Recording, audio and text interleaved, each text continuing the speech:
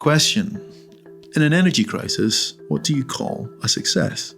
Your answer is probably the same as most people's. Being able to power and heat our homes and ensure essential businesses and industry can stay open is the top priority, and in fact, probably the bare minimum. In recent years though, we've had to grapple with another question: is that good enough? Our national grid is a sturdy one and can withstand a significant amount of pressure and fluctuation. But to better understand how it manages its balance, we wanted to talk to the people in charge of doing so and take a look at the impacts that surface long after the headlines have moved on. So we reached out to national security experts, energy operators, and industry leaders and asked them to help us put together something we'd never done before at Renewable UK, running a live crisis simulation. What we found surprised even people in the room, giving us an entirely new appreciation of how we answer that big question. This video shows what happened across our scenarios, how the entire energy sector works together, where it's strongest and where it's yet to be fully stress tested. Importantly, we wanted to avoid using these sessions to pit renewables against gas or markets versus government. Instead, the focus was on what the entire sector needs to come together on: resilience. In an age of rising global tensions and uncertainty, it's time to realise that energy security is national security, and to agree on one new definition of success. We devised two distinct scenarios for our panel of experts to grapple with over the course of the day. The first, physical attack at a critical junction on the Langeled pipeline in the North Sea. The second, a cyber attack at an offshore wind farm also in the North Sea. The scenarios were designed to explore the reactions of those in the room to a diverse set of crises aimed at disrupting the grid. The sites were chosen not because they were more vulnerable than any other pipeline or wind farm, but because they made good representative examples for each scenario. And so off we went. As the moderator for the day, Daisy set the scene. It is January 2026.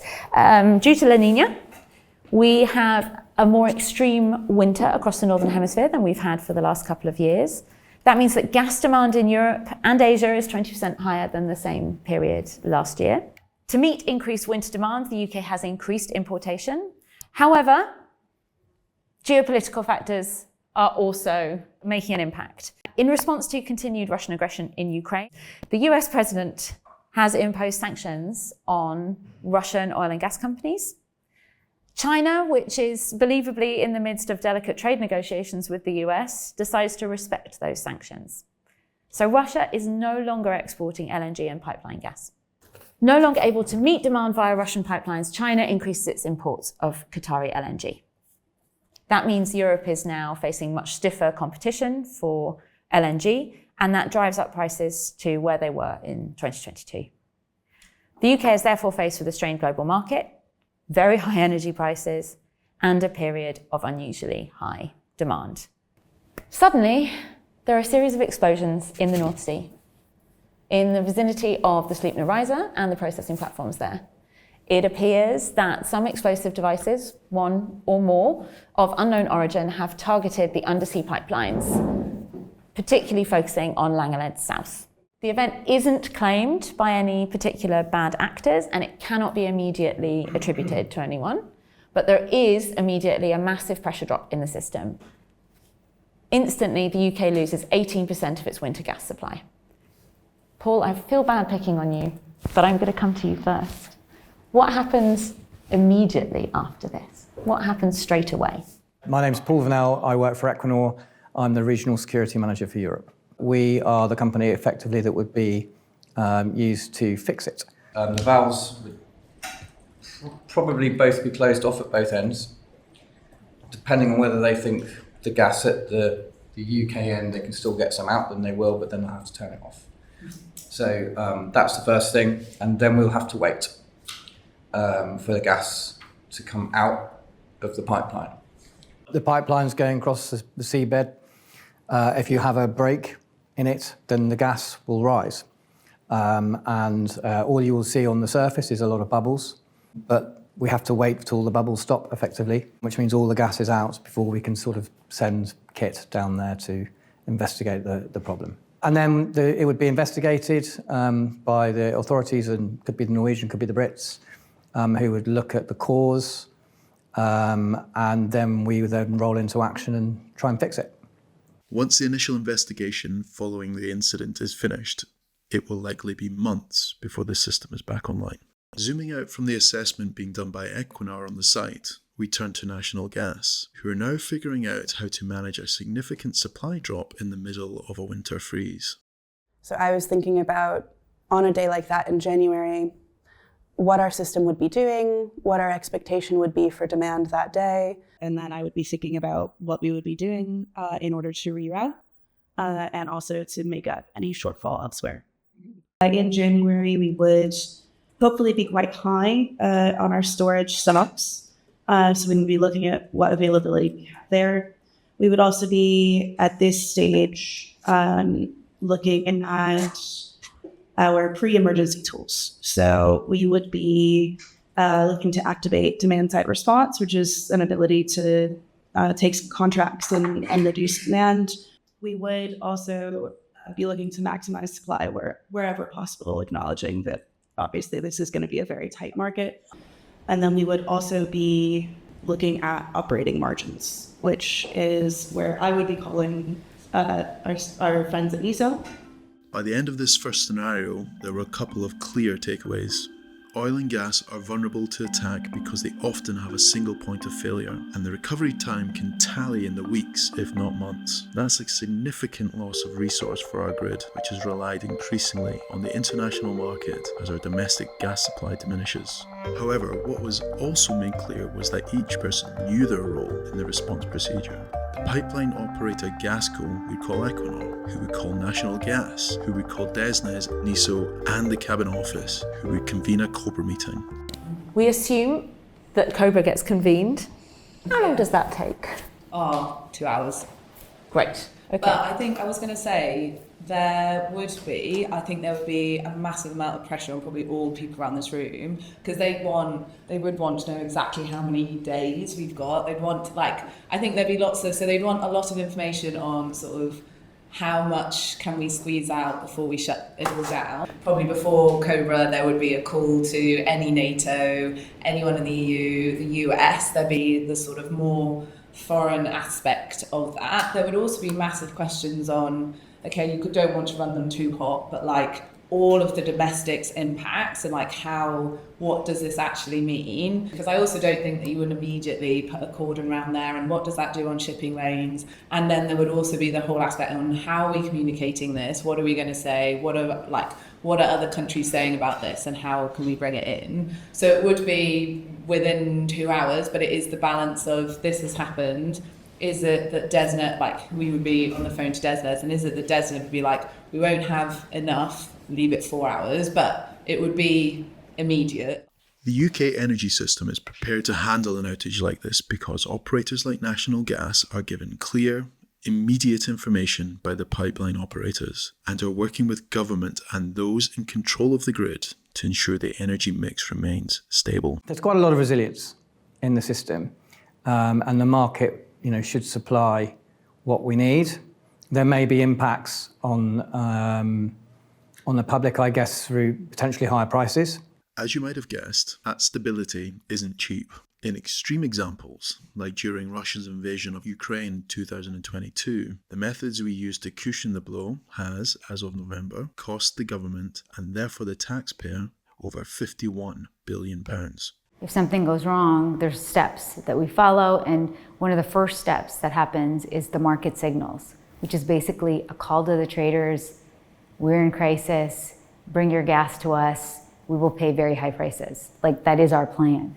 So that will bring, it said in the scenario, 2020 prices or 2022 prices. So we're literally asking for 2022 prices. And the biggest impact in that case is on businesses who cannot survive the short-term hit very well at all. Industry is under enormous pressure, and the government has to come in and bail everybody out.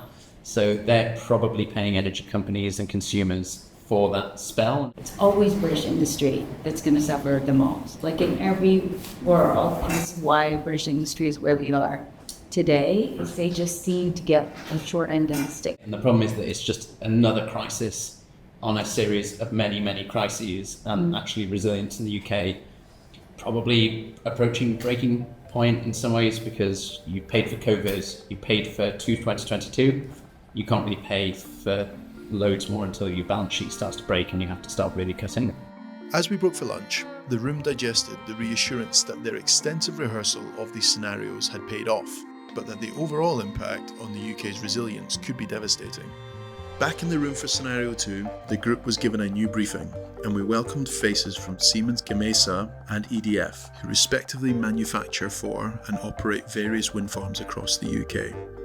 An offshore wind farm in the North Sea has lost contact with all 174 of its turbines. The cause of this loss of communications is not entirely clear, but in order to protect the hardware and ensure safety while the problem is investigated, the control room shuts all its turbines, dropping 1.2 gigawatt, 2.5% of the total demand off the system. This happens over a few minutes because when turbines shut down, it takes some time to stop spinning, so generation tapers down gently. What we quickly discovered is that the grid is designed to cope with sudden losses like this, often without the public ever noticing. Wind generated nearly 30% of Britain's electricity in 2025, but as you're probably aware, can come and go by the hour. Fortunately, this periodic nature means NESO is more than familiar with accounting for a drop-off of this scale.